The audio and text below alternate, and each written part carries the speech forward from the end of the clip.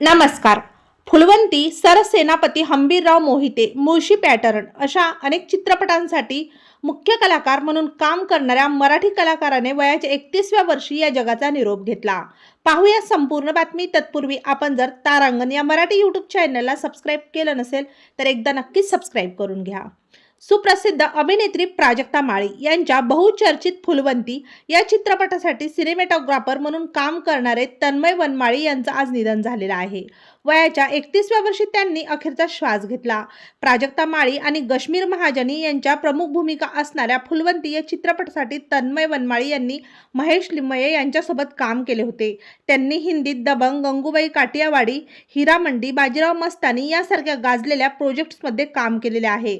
कमी वयातच सिनेमॅटोग्राफर म्हणून तन्मय वनमाळी यांनी मनोरंजन विश्वात आपली वेगळी ओळख तयार केलेली होती. तन्मय याच्या अचानक निधनानंतर सिनेक्षेत्रातील हरहुन्नरी व्यक्तिमत्व गमावल्याची भावना तन्मय यांच्या सहकलाकारांनी व्यक्त केलेली आहे.